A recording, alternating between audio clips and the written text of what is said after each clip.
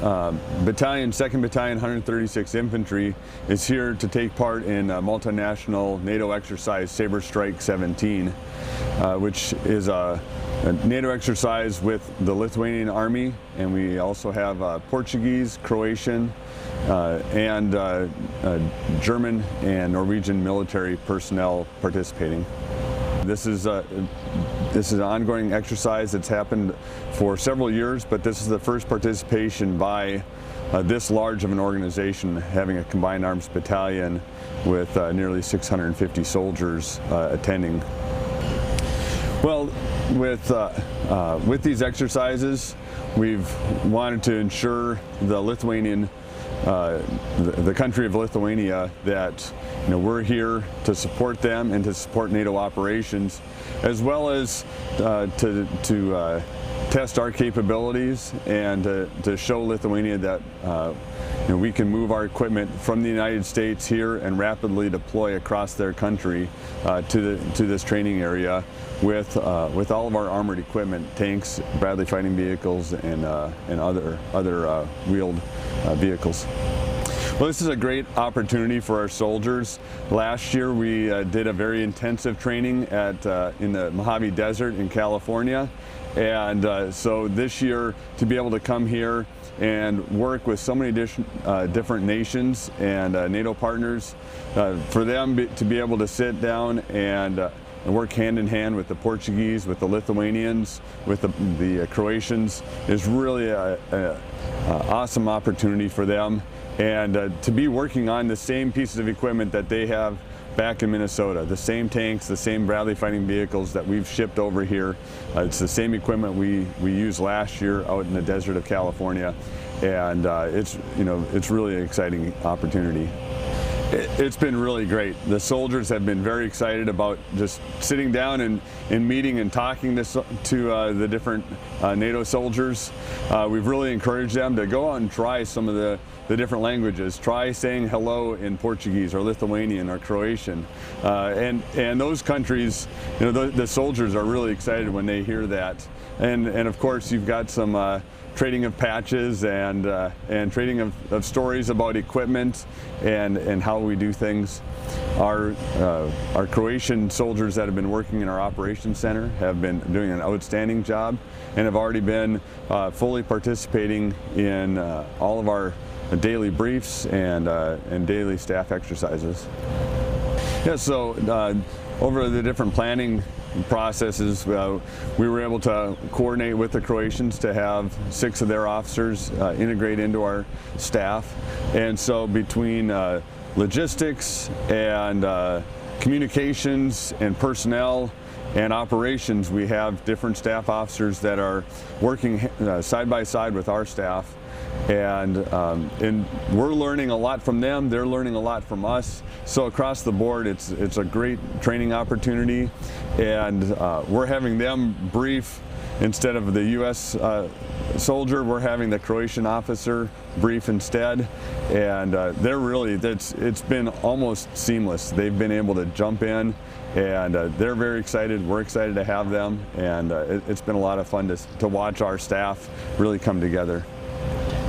Well, I'm very proud of our soldiers and what they've already accomplished. The fact that this was the first time that the port of Klaipėda in Lithuania was used for this large of a U.S. exercise, and we were able to move all of our equipment rapidly across the country, all of our tanks, Bradley fighting vehicles, other armored equipment, wheeled vehicles.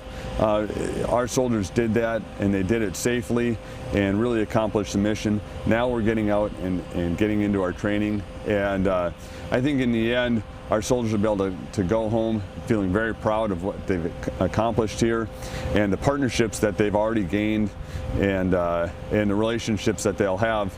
I know we'll end up meeting a lot of these soldiers at some other point. I've already met Croatian soldiers that I trained with in 2014 and another Croatian officer who had trained with some of our soldiers back in 2011.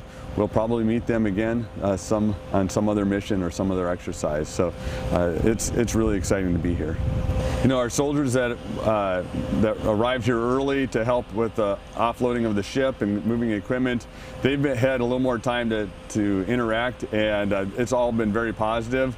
The rest of our soldiers that have recently arrived have, it's interesting to watch them because it's a new experience, and just seeing all the different soldiers in the different uniforms and watching them come together and talk. There's a little bit of a language barrier, but it's amazing how quickly they work through that and begin communicating. And so the soldiers have been really excited about the mission and you know, about being over in Europe and taking part in this exercise.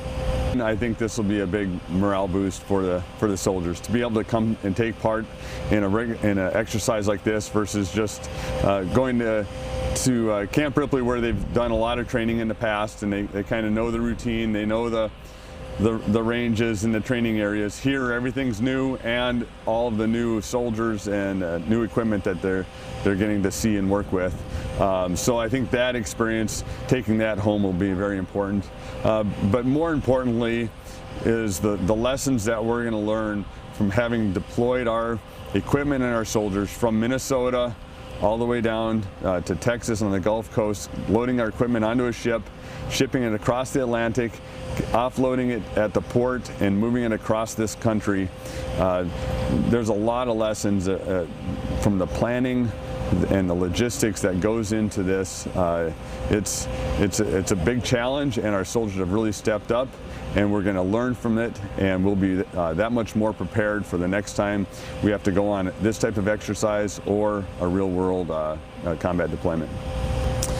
Well, as a member of NATO, it's very important for us as the U.S. Army and as National Guard soldiers to you know, assure our NATO partners that we are committed to our NATO alliance, and as well as to be able to work hand in hand and build that interoperability, because you know we've got different types of equipment, we have different radio systems, communications, different types of fuel that we use. There's so many different things about our militaries, but at the same time there's a lot that we share together, and so it's coming together in training so that we understand the things that we share and the other things that we need to work through so that we can perform.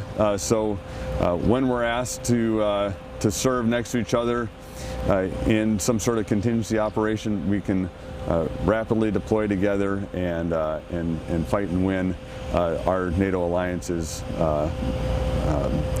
any of our missions that we're required to do.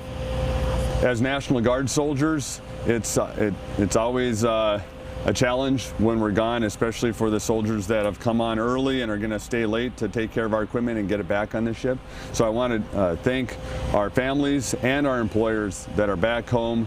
You know, without their support, we can't do this. You know, I know all of our families are having to take care of additional challenges, not having us there to run kids to summer camp and those types of activities, and for our employers, it's a challenge.